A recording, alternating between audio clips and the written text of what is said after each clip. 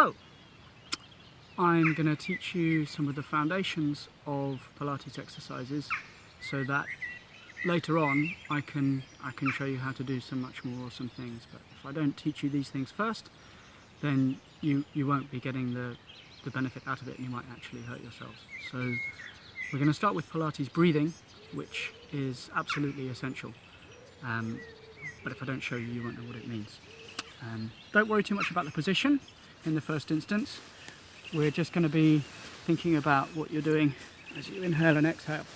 So Pilates breathing is where you inhale through your nose and exhale through your mouth. And at the same time, you deliberately switch on, engage, use your lower abdominal muscles, which are here. And that will also mean that you're engaging your pelvic floor. So this is what it looks like. You won't see very much. So I inhale through my nose. As I begin to exhale through my mouth, I engage my lower abdominal muscles on my pelvic floor. So, not much to see, right?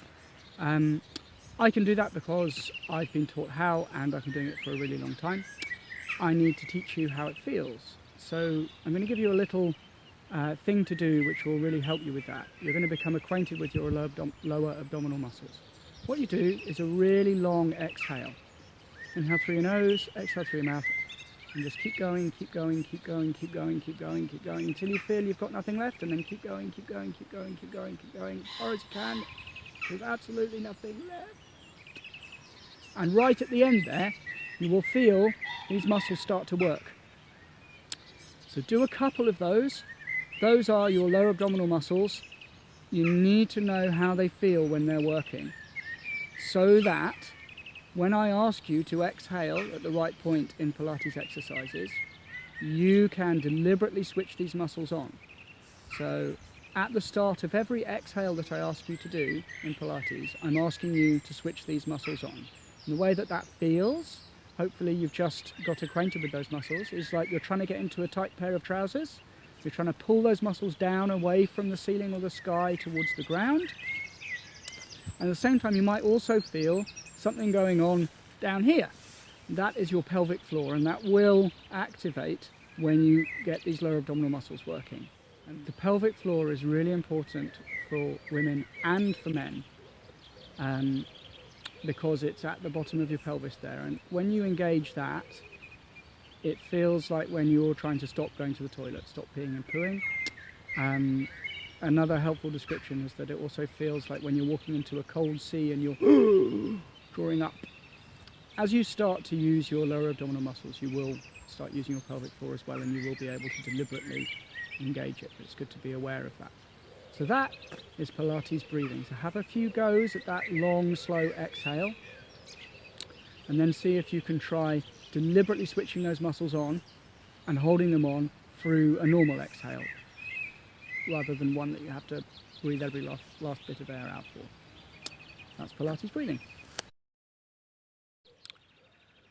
Okay, now we're going to add something to the Pilates breathing that we now understand. We're going to think about the semi-supine position and do a pelvic tilt. So the semi-supine position is the position you were in for learning your Pilates breathing. I'm going to give you a bit more detail about it now. So points to note: I've got my feet flat on the floor, I've got my knees bent, and I am controlling the gap between my lower back and the floor. And I'll explain to you how to do that. So when you're doing most of the exercises, I'll ask you to have your arms down at your side. That would be the normal semi-supine position. I'm going to move this arm out of the way a bit just so you can see what's going on. So you need to get your lower back to a point where you can just get a squashed hand between your lower back and the floor. Now the way that you control that is by moving your pelvis. Now just so that you know what I'm talking about, your pubic bone is at the bottom of your pelvis when you're standing up. So if I push my pubic bone towards the sky, then that's what it looks like. And if I push my pubic bone towards the ground, that's what it looks like. So when I push my pubic bone towards the sky, you can see that gap closes up. That gap between my lower back and the floor closes up and I can't get my hand in there. And if I push my pubic bone towards the ground, then that gap opens up there. And now I can get more than just a squashed hand in. So you need to adjust where your pelvis is so that your lower back is in the right spot to just be able to get a squashed hand in. So there we are, and that's the neutral position there. So that is a semi-supine position. Okay. So I'm back in the semi-supine position. I've got my feet hip distance apart. I've got my knees parallel. And they're not falling in towards each other. They're not falling out away from each other. And I've got that little gap between my lower back and the floor. Pelvic tilt is where I inhale, and I'm using Pilates breathing, remember, so remember that drawing in of your lower abdominal muscles on the exhale. So I inhale through my nose, and then as I exhale, I'm drawing my lower abs in, and I'm tilting my pelvis as far as I can, pubic bone towards the sky. I'm not pushing down on my feet to do that. This is all from the muscles in my body, and I'm trying to pull my tummy in at the same time. And I inhale to go back to where I started.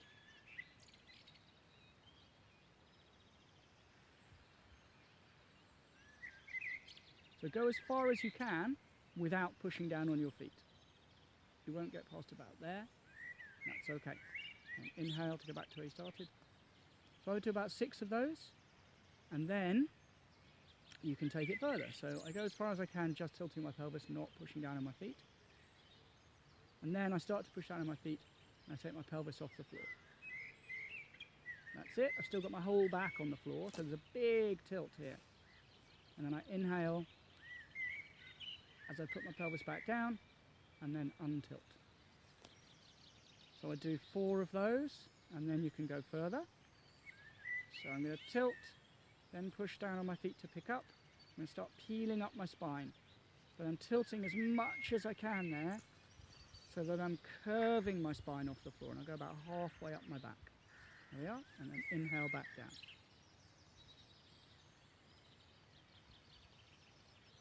Do about 4 of those, and then you can see how far you can go, remembering that you have to keep the tilt that way. As soon as it feels like you're having to go that way instead, when you're up there, that's too far. You've got to keep the tilt that way with your pelvis. So you can peel off as far as you can, keeping the tilt that way, pulling your tummy in. So I inhale, and then begin the exhale, pull in my lower abs.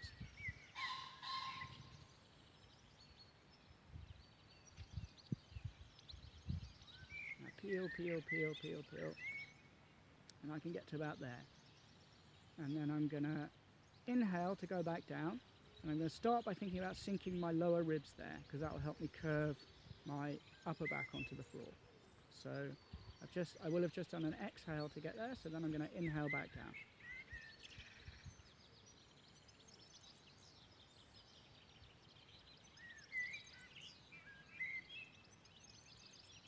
So I can't labour this point enough, right? This is not a flat back going bang, bang, bang. It's a curve of your spine, laying down and then peeling up. So you've got to think about that sequential movement of your spine in this exercise. So once you've worked up to going all the way up like that, that's as far as you're going to go. I would do 4 of those as well. So that is the pelvic tilt, and then when you start peeling up like that, that is the shoulder bridge. We're going to have a look at the all fours position, which is another essential foundation of Pilates. It's a position that we're going to do a lot of other exercises from eventually. So the first thing I think about is having my knees hip distance apart, and then I can move either backwards or forwards there to make sure that I've got my hips directly above my knees, and then I can place my hands, so I've got my hands directly underneath my shoulders, and I'm thinking about looking in the middle of the mat, a bit in front of my hands. I'm not looking up like this, I'm not hanging my head down, I'm trying to keep a straight spine. And then I can think about the shape of my lower back. I want to have that little dip in my lower back for a starting position, like I did in the semi-supine position. So it's a bit more difficult to tell whether your lower back's in the right shape here. You might want to video yourself, look in a mirror while you're doing it, or ask a friend to check what the dip in your lower back's like. That'll really help you, because what it feels like and what it looks like can be very different, especially when you're just starting out. Okay, So this is the semi-supine, no it's not, it's the all fours position. This is the all fours position, and from here the first exercise we're going to do is another breathing exercise. It's really nice to be able to accentuate how you're using your lower abs. So you will keep your hands on the floor. I'm going to use one of mine just so you can see a bit more what's going on. So this one's called Pregnant Cat. What I'm going to do here, I'm going to pull my t-shirt up a bit. You don't need to do this, just so you can see what's going on with my tummy. So then I'm going to inhale. I'm going to let gravity pull my tummy down towards the floor. So it expands. I'm not moving my back to do that. It's just gravity pulling my tummy down and me relaxing the muscles in my front. And then as I exhale, I pull my tummy in away from gravity. Working really hard there as I exhale. You can inhale again. Gravity pulls my tummy down. Exhale. Pull my tummy in. So that's Pregnant Cat. I would do about 6 of those, and it's a really good way to remind yourself about the breathing. Notice that, again, I'm not moving my pelvis to get my tummy to move, and I'm not moving my back to get my tummy to move. That's quite important. It's just those muscles in your front. It's a good reminder about how to use your lower abdominal muscles.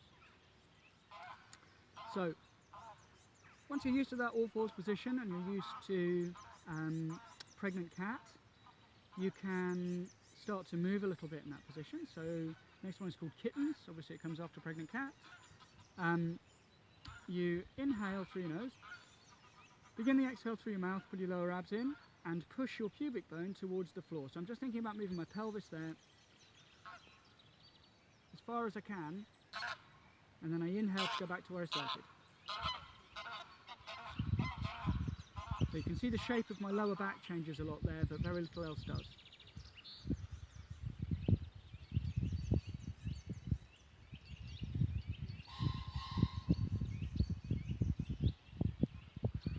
So hopefully what you can start to notice is that it'll be very easy to do this exercise and look like you're doing it right, but not working very hard with your lower abs because you don't know how to do the Pilates breathing and the pull in there. So it should feel like hard work in your lower abs here because you're deliberately pulling them in while you exhale and move.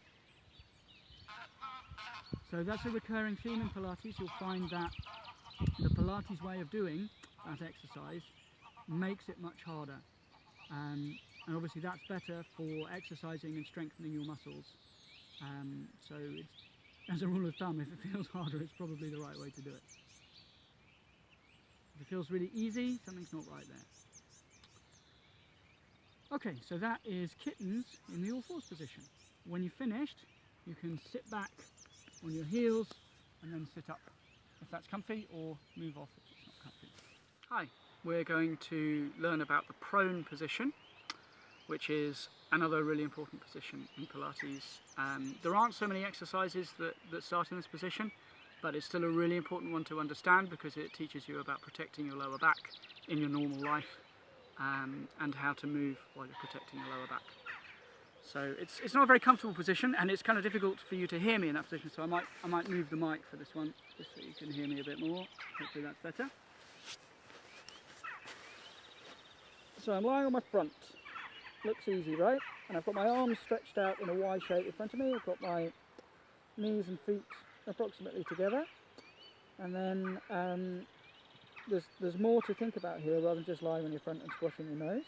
You need to push your pubic bone towards the floor, which will feel like you're using the muscles in your bum quite a lot, and also try to pull your tummy in as though you're trying to pull your tummy away from the floor. So hopefully what you can see there is that that's flattened out my lower back. So if I stop doing that stuff, you can see my lower back go down, and if I start pushing my pubic bone towards the floor and pulling my tummy in, it flattens out. So, all of the exercises in prone, lying on your front, need to have your pubic bone pushed towards the floor and your tummy pulled in to protect your lower back and keep it flattened out. If while you're doing an exercise in prone, you feel that you can't do it without letting your lower back collapse, then you need to do less of that exercise. I don't mean don't do that exercise, I mean do less of the movement that's making you drop your lower back until you're more used to keeping your pubic bone pushed towards the floor so that you can keep your lower back flat. Because that's more important than moving your arms or lifting your shoulders up, whatever it may be. So just try and bear that in mind in prone exercises. So it's really simple what we're going to do here, just starting to learn to move in this position. So keeping my pubic bone pushed towards the floor and my tummy pulled in, I inhale and my shoulders come up around my ears, my hands slide out along the floor, and then as I exhale, slide my shoulders down my back. Not so far they pinch in, but just down my back there. And then I inhale again, and exhale, draw my shoulders down my back.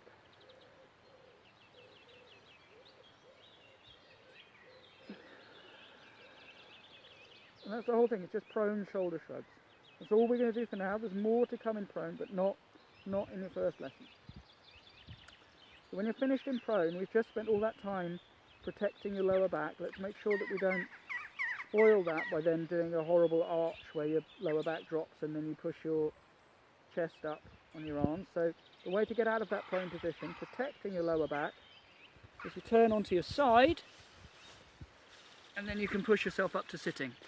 Much nicer for your lower back. This exercise I'm going to teach you is on your side, and that's a new position for us. It's called sideline double leg lift, and there's some balance involved here. It's always fun for me to watch as people wobble about. Okay, so here I am on my side. I've got my arm stretched out there with my head resting on it. I'm trying to have my heels and my bum and my shoulders all in a line, and I'm imagining if I was looking in a mirror, I'm looking straight into my eyes. I'm not looking down at my feet or up there. I'm just looking straight ahead. I'll show you the whole thing and then I'll tell you how to build up into it. So I've got really straight legs, so if you've got straight legs, you've got straight knees. I inhale, and then as I exhale, of course, I pull my lower abs in and I lift my head off my arm there and my legs off the ground. Not very far, as you can see, that's the whole thing, and then inhale to go back down. Now hopefully I made that look easy, but it generally isn't, especially when you start out. You'll find you wobble about a lot like this. So the way to get started with it, so you feel like you're making progress and to teach your body how to balance, is put this hand on the floor there. So you can start doing a few with your hand on the floor there, so you get used to it, and then before you stop wobbling, before it becomes super easy to do that, move on to maybe just one finger there on the floor while you try and lift up. And then you can try lifting up with your hand just hovering there to check you if you lose your balance. And then the next stage would be hand on hip while you try and lift up. And then the next stage would be hand up in the air. Now, your body's wobbling and learning how to balance. So you have to allow it to wobble a bit to learn that. If you get this one down really well so you're not wobbling at all, and then move on to the next one, you could have progressed faster. So get the hang of it while you're still a bit wobbly there, move on to the next stage and you'll be more wobbly and you'll get used to that. But before you finish wobbling, move on to the next stage and the next stage. So your body will learn better if it's wobbling. So I would do 10 exhales to lift up, inhale to come down. I would do 10 of those on each side. Watch out for that lower leg there. You can see mine's just started to do it. It starts to bend, it wants to cheat. So just make sure that underneath the knee stays straight.